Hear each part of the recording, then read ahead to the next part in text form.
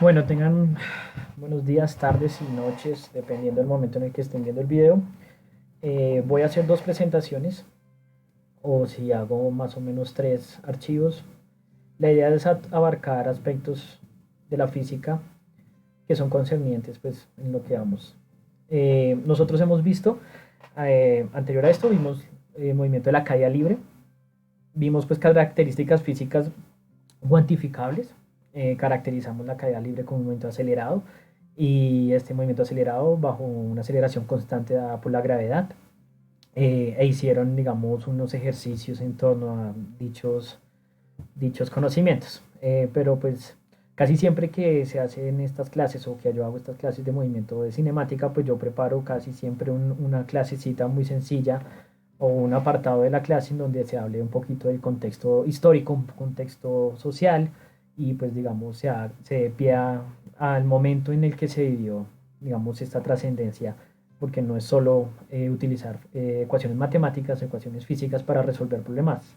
Hay que entender que los problemas surgen en ciertas épocas particulares y tienen ciertas intencionalidades en donde el sujeto que está estudiando las temáticas pues también tiene que no nace por obra y milagro, sino se da unas circunstancias. Perfectamente pudo haber sido otra persona, sino que es importante saber que todo tiene un origen y ese origen es un contexto científico, ¿no?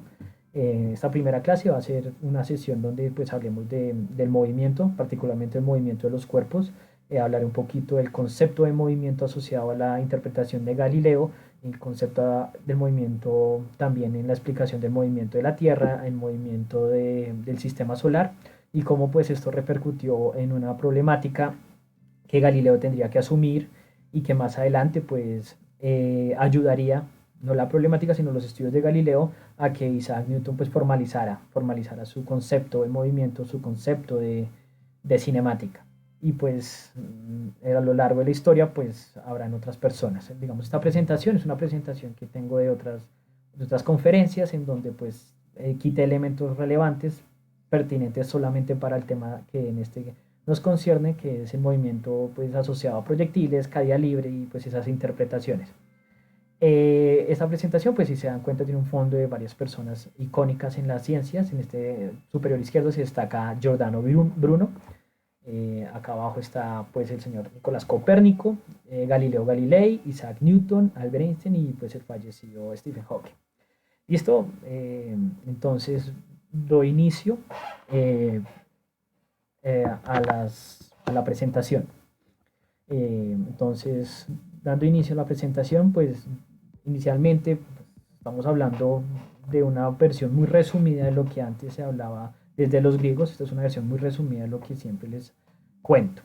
Entonces, comenzamos con Giordano Bruno. Giordano Bruno nace en Italia, es criado como monje dominico y en este contexto pues aprende teología, eh, conoce algunos aspectos relacionados con las matemáticas. Particularmente Giordano Bruno es marginado en la historia de las ciencias, o sea, no es tan trascendental como Galileo, pero pues muy pocas personas lo conocen. Muere quemado en la hoguera por un juicio que se le presentó ante el Santo Oficio en 1600. Giordano Bruno se especializó porque viajó por todo el mundo. De por sí era un políglota, hablaba muchos idiomas y tenía la capacidad de interactuar. Esa capacidad de interactuar pues conlleva que una persona pues logra tener conocimientos del mundo. Giordano Bruno, pues entre los que más se destaca, esto no es una clase de historia, es una clase en donde va a dar un contexto, se destaca por tener una visión del mundo muy abierta para la época en la que estaba, ¿no? Recuerden que la época en la que estaba es una época después del Renacimiento o renacentista, y es una época en donde están pasando muchísimas cosas, el conocimiento quiere volver a florecer y quiere mostrarse, y la nueva ciencia comienza a mostrarse. Giordano Bruno, entonces, algunas teorías de Giordano Bruno concibe que existen multiuniversos y que los multiuniversos se dan a medida que se cree en la reencarnación, cree, digamos, en una muy parecida a la religión budista, y concibe, pues en esencia, su física está estructurada en que, además de los griegos, fue nuevamente retomando teorías en donde todo el sistema solar giraba en torno al Sol, una teoría heliocéntrica. Esta teoría pues permitiría pues más adelante hacer como cuestionamientos importantes en torno a cómo se había concebido el sistema solar, en cómo la dinastía ptolomeica había estructurado, Tycho Brahe ya había pasado, digamos, ya había como unos indicios de cómo se estaba organizando el mundo. Recuerden que el mundo se estaba organizando de una manera distinta a lo que antes de antaño se conocía. El modelo era ahorita una idea copernicana del heliocentrismo. Entonces Giordano Bruno tenía esa idea ahí rondando su cabeza. Lamentablemente Giordano Bruno muere en la hoguera. No puedo ahondar más sobre Giordano Bruno porque no me alcanzaría el tiempo. Muere en la hoguera quemado por la Santa Inquisición. Se le hace una estatua conmemorativa en el lugar en donde se quemó Giordano Bruno, y pues se rescata a Giordano Bruno como un mártir de la ciencia, el primer mártir, uno de los grandes mártires de la ciencia. En Bogotá tenemos una plazoleta de Giordano Bruno, ahí por el lado de Chapinero, en donde pues se hace conmemoración. Luego más adelante pues aparece Galileo. Recuerden que aquí tenemos una cantidad, estoy dando saltos agigantados, porque aparece Johannes Kepler, Tycho Brahe, digamos toda esa escuela jesuita en cuanto a las investigaciones de la astronomía, de la organización del cosmos. Por un lado pues esta es una versión muy corta de Galileo. Galileo nace en 1609. Y si se dan cuenta, pues no muere en el 2009, sino hasta el 2009 se cierra el capítulo Galileo en la historia de las ciencias, ¿no? Por eso colocaría esa diapositiva de esa manera. Galileo Galilei nace en una familia no muy adinerada. Él realmente empieza su padre Vincenzo Galilei, quien tocaba el laúd, un instrumento en esa época en la corte. Pues deseaba que Galileo fuese médico, lo mete a estudiar medicina. Galileo no muy de acuerdo con la medicina, se escapa de la medicina, comienza a estudiar matemáticas, comienza a ir a la Universidad de Padua. Recuerden que Galileo es italiano, digamos todo ese conocimiento italiano que se desbordó, que está en auge en ese momento, pues estaba llegando a Galileo. Galileo comienza a leer aspectos, bueno, grandes autores en las matemáticas, grandes autores en la física, como fue el señor Arquímedes de Siracusa.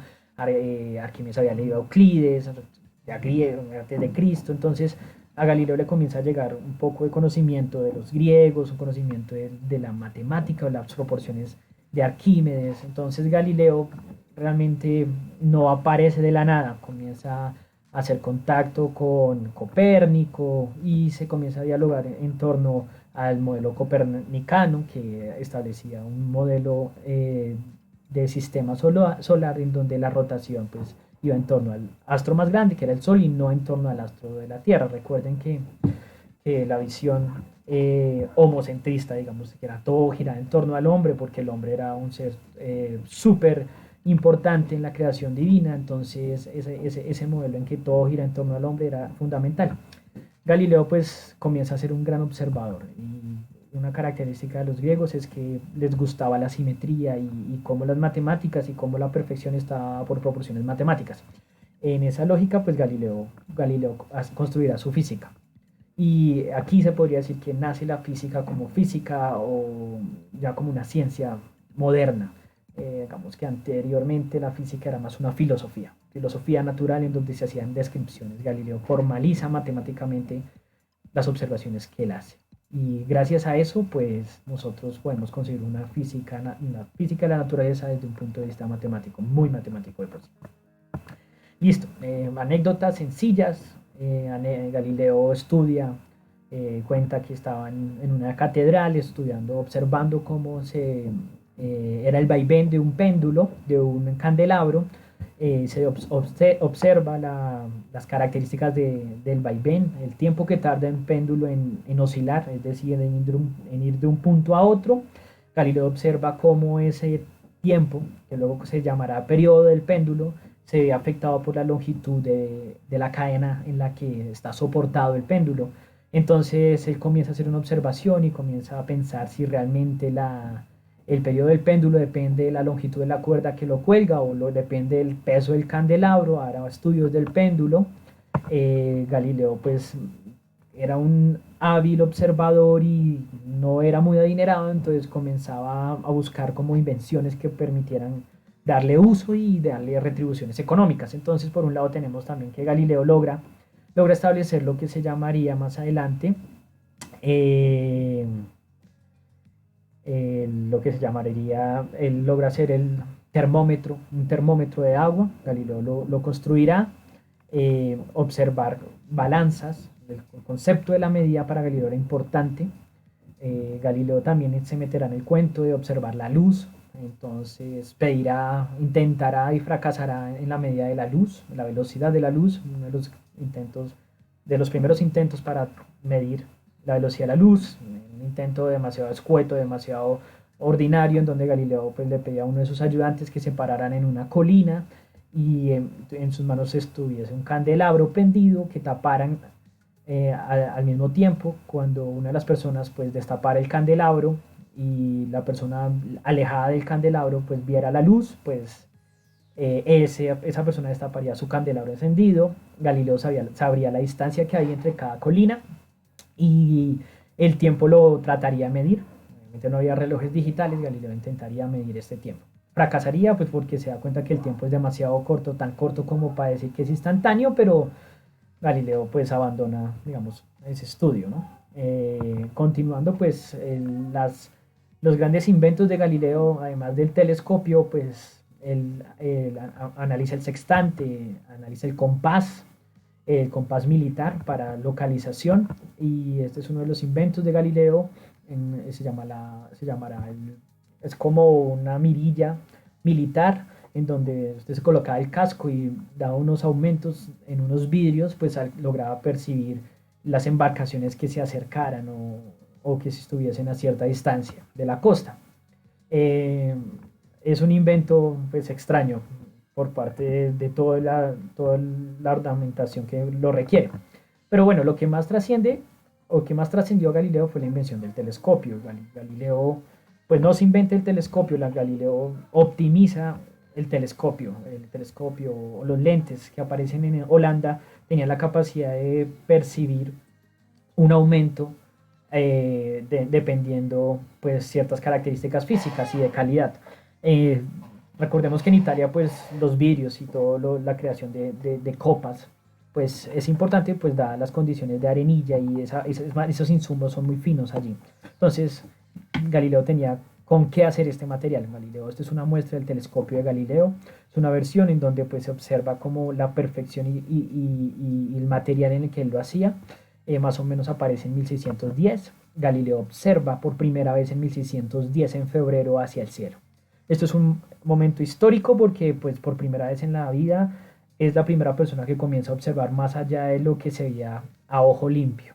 Es decir, Galileo comienza a observar otro tipo de estrellas o comienza a observar otros objetos estelares que visualmente no aparecían cuando uno observaba hacia el cielo. Entonces esto es trascendental porque imagínese que usted con un instrumento logra ver cosas que jamás había visto. Entonces recuerden que toda la filosofía, toda la estructura de las ciencias estaba basada en lo que podía percibir. Aristóteles era un gran observador y en esta medida pues las sensaciones me lograban construir mi mundo.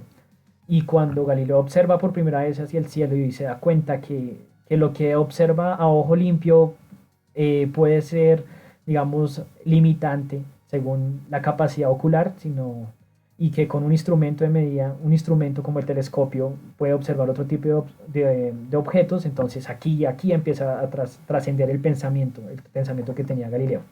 Entonces, tenemos aquí como el telescopio que Galileo lograría optimizar, utiliza vidrios, pule vidrios. Recordemos que Galileo también se caracterizó por incluir a esa familia artesana. Los artesanos pues lograron tener una manipulación, una habilidad en el momento de construir instrumentos, y a Galileo le serviría muchísimo en la construcción del telescopio. Eh, Esto es como la parte, unas fotografías un poco de alta definición. El telescopio pues era un telescopio que permitía generar aumentos, en esencia. No voy a hablar cómo funciona el telescopio porque no hay la intención de esta sesión. ¿Listo? Entonces, diremos lo siguiente. Galileo logra tener su telescopio. Miren, algo interesante y es como crónicamente pues se está dando la situación que más adelante llegará a la concebir la revolución, una de las revoluciones científicas más importantes, o un cambio de pensamiento. Entonces, Galileo logra, en agosto de 1609, escucha sobre un visitante que llega con un instrumento de medida. ¿Listo? Sarpi era su amigo, le recomienda, Galileo observa ese instrumento de los holandeses que tenía unos aumentos, Galileo pues, lo consigue, Sarpi le recomienda que no, pues, no se meta por ahí, era un amigo de Galileo. Entre el 1 y el 5 de agosto de 1609, Galileo logra generar un telescopio en donde el aumento de los aumentos, valga la redundancia, está aumentado en una potencia de 3 a 8. Entonces ya logra aumentar 3 veces lo que veía y a 8 veces lo que veía. Galileo pues hará las primeras observaciones. Es interesante saber que Galileo, si a usted le llega un telescopio, un objeto que jamás había visto, que logró hacer aumentos tan grandes, la mayoría de las personas pues dirán, pues veamos qué hay alrededor, ¿no? Galileo pues es una de las primeras personas que logra apuntar hacia el cielo. Y al apuntar a la bóveda celeste, pues encuentra lo que habíamos dicho, que eran objetos extraños. Otras personas pues apuntarán a otros lugares, otros animales, animales pequeños, insectos, y pues ahí tendríamos una vaina llamada microscopio. En enero 7 de 1610, Galileo, en el 1 de enero de 1610, Galileo observa por primera vez la luna. Y esto es trascendental porque cuando observan la luna antes de observarla con el telescopio, pues la luna era perfectamente redonda, la luna pues aparentemente iluminada, era perfecta, separada el mundo lunar de los mortales a lo divino, digamos de una filosofía aristotélica, y pues cuando Galileo logra observar la luna se da cuenta que no es tan perfecta como nos lo habían mostrado. En enero 7 pues él quiere ver más, y al ver más pues en enero 7 logra hacer 30 veces el aumento del telescopio. Realiza sus observaciones y las va registrando muy, muy minuciosamente en un librito que luego sacará y se llamará Mensajero Sideral. Acá hay un recuadro en donde pues Galileo muestra a los miembros de la corte y a los miembros de la comunidad eclesiástica pues su invención. Observan por el telescopio, aunque por allá uno que otro miembro de la iglesia se rechaza a ver eso, por concebir que es herético, pues que me están timando, que me están embrujando. Galileo, pues en una contestación de cartas, pues irá un ida y una venida. Listo, pero no es pertinente en este momento. Galileo publica su Mensajero Sideral. Esta era la estructura, el Mensajero Sideral estaba en latín, digamos que más adelante Galileo también trascenderá porque logrará hacer una de las primeras publicaciones en italiano. Eso es decirle al mundo que yo les doy el conocimiento libre, y eso hará que pues muchas personas logren leer a Galileo. Pero pues el Mensajero Sideral es un libro muy pequeño, es un libro artístico, es un libro engomador. Aquí están unas partes del libro. Galileo, como observa la luna, observa, pues si se dan cuenta, que la luna tiene un lado oscuro. Eso es interesante.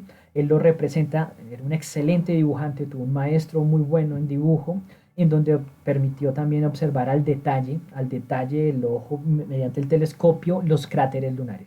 Entonces recuerden que la filosofía me había mostrado que la luna era perfecta, y al ser perfecta pues no podía tener huecos, ¿listo? Y si fueran huecos serían simétricos, no deberían ser tan amorfos.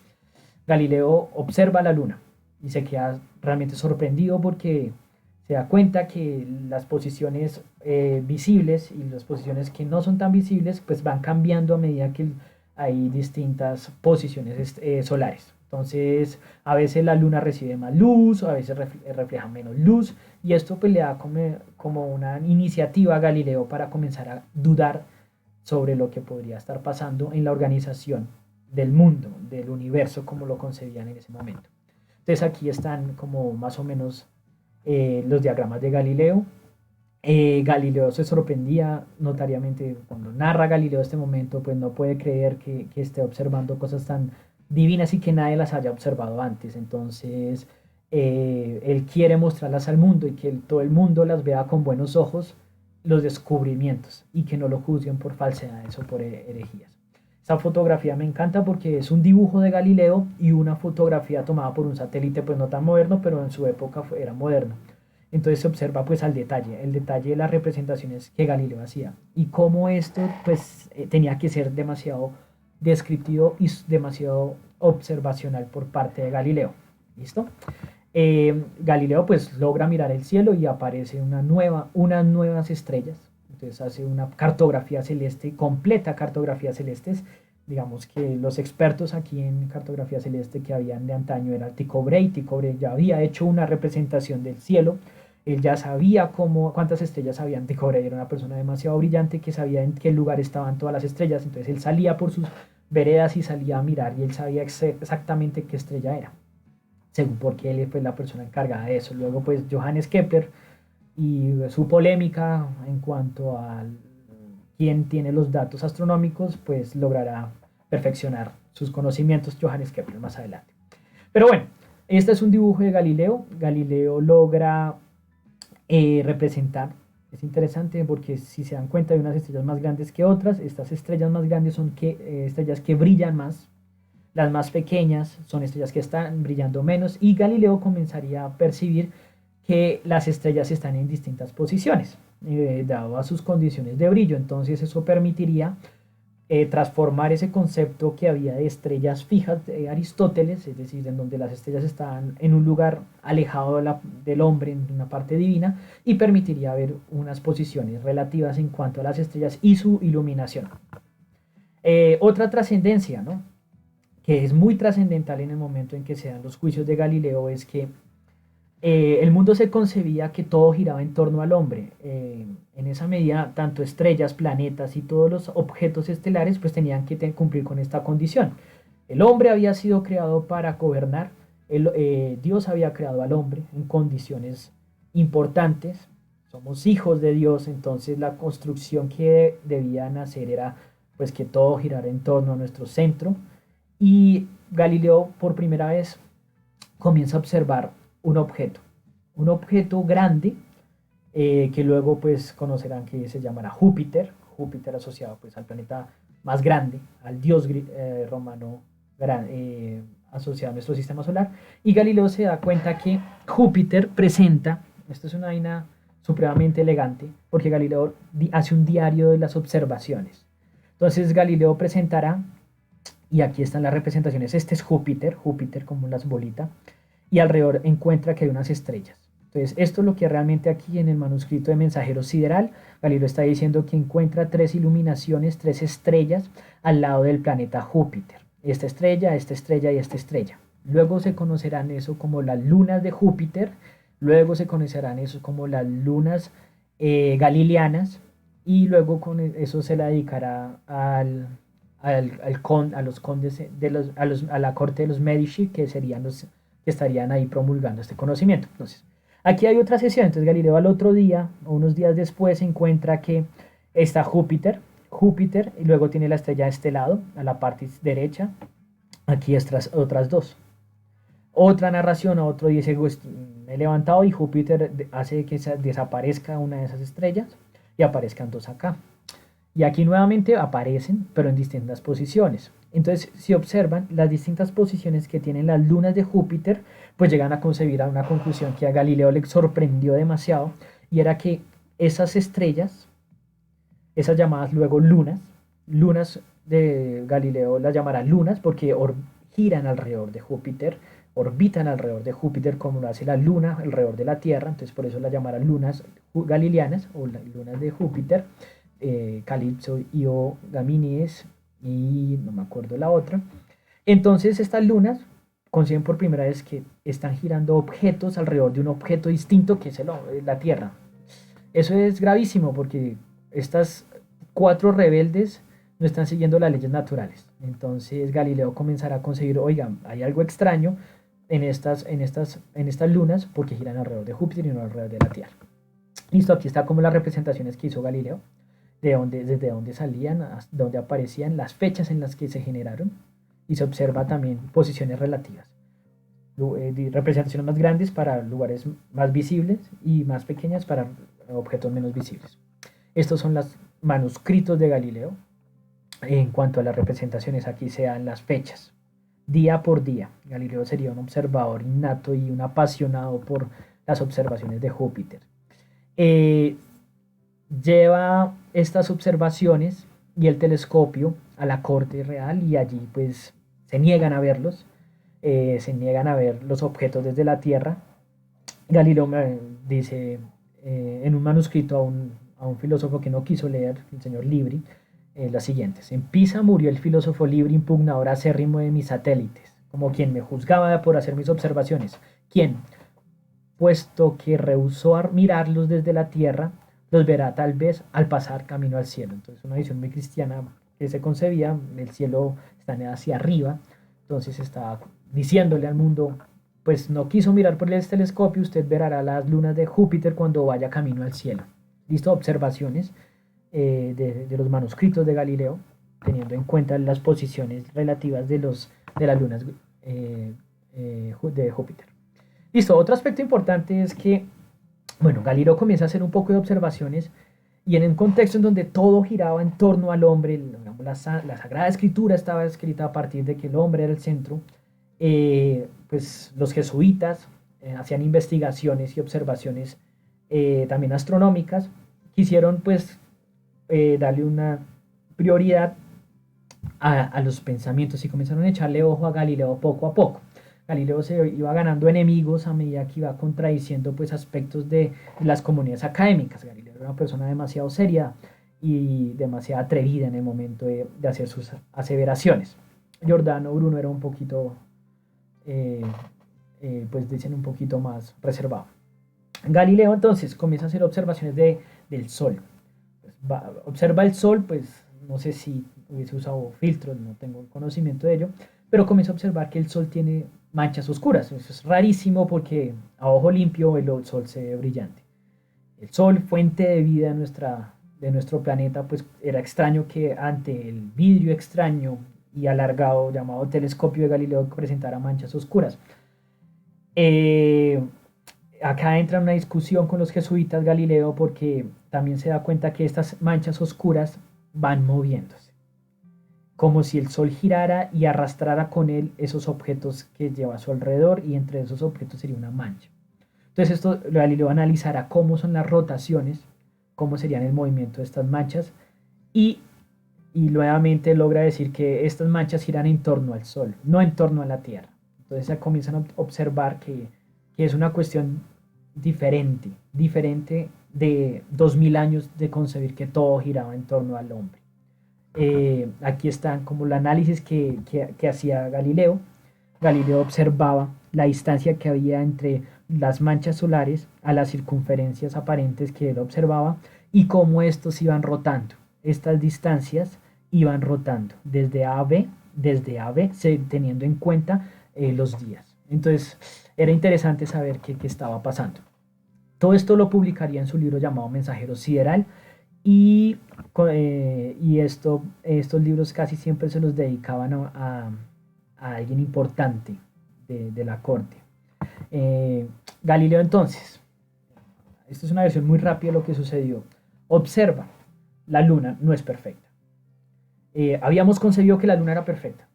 La filosofía aristotélica, usted ve lo que ve con sus ojos, es una perfección de la luna, perfectamente redonda, ilumina, a veces oscura, a veces creciente, distintas fases de la luna. Nuevas estrellas, aparecen nuevas estrellas, hace una nueva cartografía, aparecen cosas distintas a lo que nos habían mostrado por más de 2000 años toda la ciencia. Aparecen los satélites de Júpiter girando en torno a Júpiter, aparecen las manchas solares girando en torno al Sol. Galileo lograría ver con su telescopio la transición de Venus y a ver cómo Venus atraviesa por el Sol entre el telescopio, aparecería la transición de Venus. Galileo también comienza a analizar las mareas y cómo las mareas pueden ser determinadas dependiendo la luna en la que se encuentre. Entonces Galileo comienza a observar. Este era el modelo que se había instaurado, un modelo geocéntrico en donde la Tierra y la Luna y el Sol, Luna y Tierra giran en torno a la Tierra. Y esta era la predicción, teniendo en cuenta el modelo copernicano, el modelo heliocéntrico, en donde todo estaba en torno al Sol girando, la Tierra estaba en un lugar y la Luna estaba, y las posiciones las posiciones de las fases de la Luna estaban de acuerdo a que el Sol estaba en el centro y la Tierra la Luna estaba en medio entre el Sol y la Tierra. Este era el modelo geocéntrico. y la predicción del modelo geocéntrico, de cómo serían las fases de la Luna. Este es el modelo heliocéntrico. Helios viene de Sol, centro, evidentemente. Y cómo eran las fases de la Luna. Ustedes más adelante pueden ver qué dicen estos escritos de las diapositivas. Listo, entonces, concebir un modelo heliocéntrico implicaría varias cosas. Predicciones como hay día y noche en ciertos lugares del mundo, hay una rotación de la Tierra, una rotación sobre su eje, que es extrañísimo porque pues, la filosofía antigua nos había dicho que la Tierra estaba quieta, no podía moverse, el movimiento no es perfecto, todos los objetos tendrían que moverse, el movimiento de traslación alrededor del Sol. Esto tendría mucho sentido porque habría un problema en los calendarios para cuadrar cuándo sea una rotación del Sol, pero recuerden que eso fue un concepto que se dio mucho tiempo después. Entonces, por eso hay dos tipos de calendarios para la época en la que está Newton, el calendario juliano y el calendario gregoriano, porque no logran concebir bien un calendario que me dé cuenta de momentos astronómicos pertinentes para poder pues, hacer momentos sociales relevantes. Digamos. Recuerden que la Semana Santa está estructurada en una cuaresma es de 40 días, hay una renovación de luna llena, todo eso tiene una connotación. La posición en la que nació Jesucristo me trae unas estrellas, estrella de Belén, está en una posición estelar y esa posición me tiene que dar cuenta de un modelo del universo consistente. Entonces, en este modelo, pues nosotros conseguimos que la Tierra gira alrededor del Sol, la Tierra presenta una aceleración, también presenta un movimiento de traslación y de rotación que no percibimos, o sea, que eso era lo más trascendental. Bueno, Galileo pone contra su bando a los jesuitas al analizar el movimiento de las manchas solares, porque ellos no pueden conseguir que las manchas giren alrededor del Sol. Los dominicos, que eran más o menos la congregación de Giordano Bruno, entonces ellos ya conocían uno que otros indicios sobre estas ideas revolucionarias de la ciencia y también logra pues cuestionar a la Iglesia Católica. Galileo era un creyente apasionado por las cuestiones católicas, realmente él nunca fue ateo, él era muy creyente, él lo que quería siempre era diferenciar conceptos científicos de conceptos religiosos. De ahí la frase, la ciencia no es materia de la fe, él concebía y era demasiado católico, él lo que quería era generar esa diferencia y hacer interpretaciones a partir de la ciencia, interpretaciones espirituales totalmente separadas, ¿listo? Entonces, seguimos. En 1616, recuerde que las observaciones las hizo en 1610. En 1616 llaman a Galileo a su primer juicio. Galileo tuvo dos juicios. En el primer juicio le dicen, Galileo, tú estás teniendo en cuenta la teoría copernicana. La teoría copernicana, el libro de Copérnico está censurado, está en los índices de la Iglesia Católica, no es leíble, no es público. Entonces Galileo, por favor, le pedimos muy amablemente que no se ponga a divulgar el modelo copernicano, en donde pues su teoría, su tesis más importante es que todo gira en torno al Sol, que la Tierra está en movimiento, que la Tierra se traslada, que la Tierra rota. Entonces Galileo lo censuran, Galileo pues, dice está bien, todavía no tenía, digamos, argumentos contundentes para contradecir esta censura. Además que Galileo pues, tenía como amigo a ciertos miembros de la Iglesia Católica. Él fue amigo durante mucho tiempo de Maffeo Barberini, que luego será el Papa Urbano VIII, que finalmente lo pasará al segundo juicio. Entonces él no tenía, digamos, problemas en cuanto a aceptar esta sentencia. Este es el Papa Maffeo Barberini, que es el que pasará a la sentencia. Aquí hay como un recuadro, una imagen en cuanto al juicio de 1616. Galileo pasa el tiempo, la idea es que esto sea muy rápido, Galileo pasa el tiempo, en 1632 comienza a publicar cosas. En 1632 dicen, bueno, me tardaron 16 años para construir uno de los grandes libros de Galileo. Pasaron 16 años y dijeron, bueno, me censuraron, me dijeron, no publique nada a mi nombre, dijeron explícitamente, usted no va a publicar nada a nombre de Galileo Galilei que tenga que ver con el modelo copernicano. Entonces Galileo hace la viva. Parece algo sorprendente, aunque ya autores antiguamente ya manejaban esta forma de publicar libros, ¿no? Galileo sacó en publicación su libro llamado Diálogos sobre los dos sistemas máximos del mundo, el sistema copernicano y el sistema ptolomeico.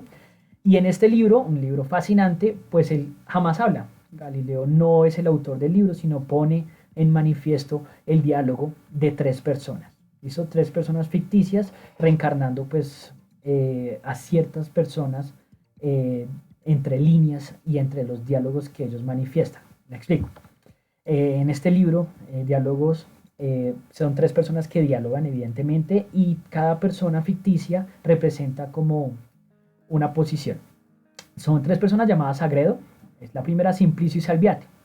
Galileo va a ser quien interpretará el papel de Salviati.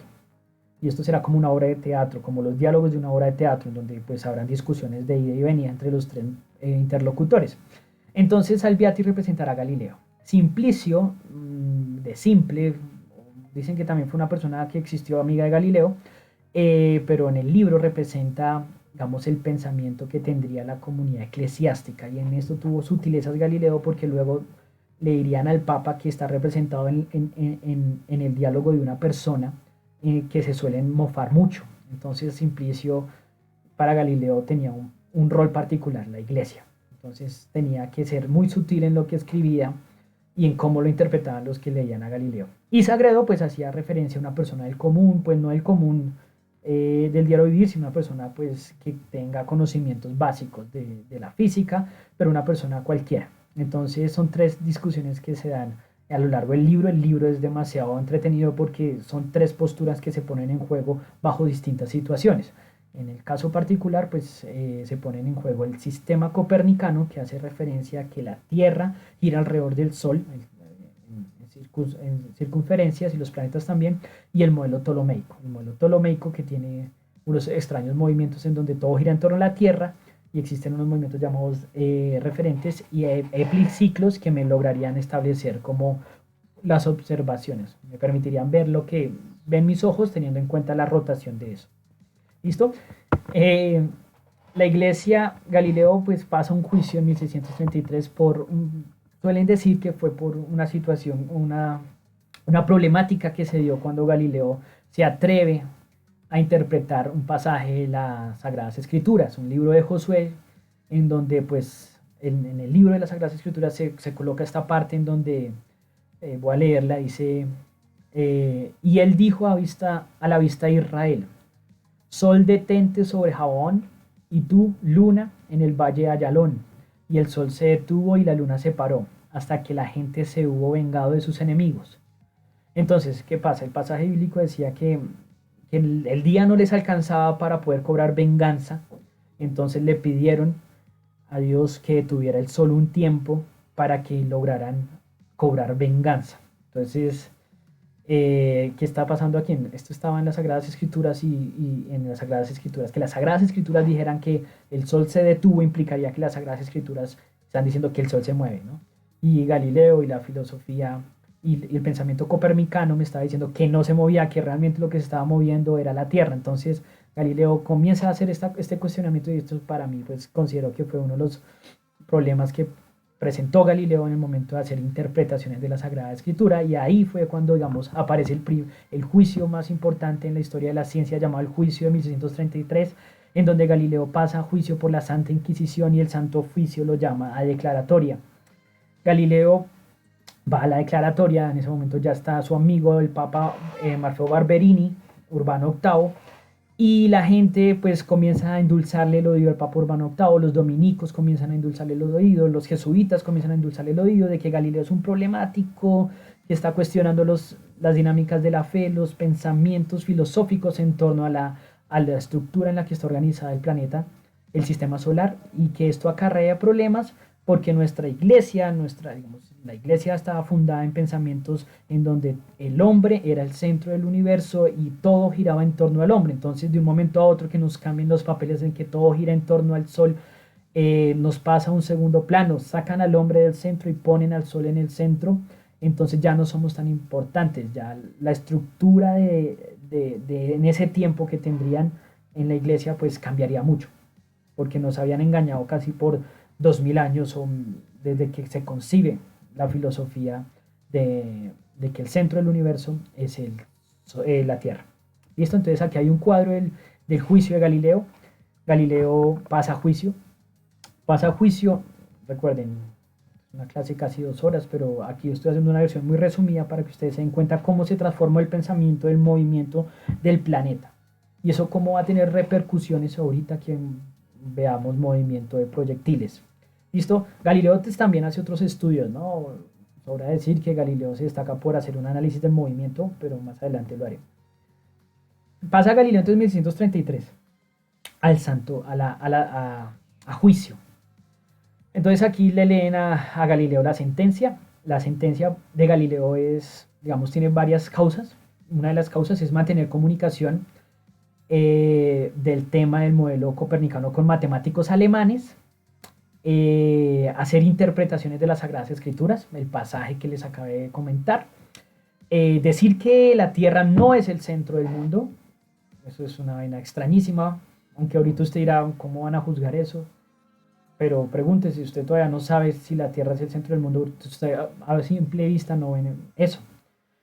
Por enseñar una doctrina en contra de la Iglesia y defenderla, la doctrina de que la Tierra se mueve, y al moverse la Tierra, los movimientos locales en la Tierra tienen cierta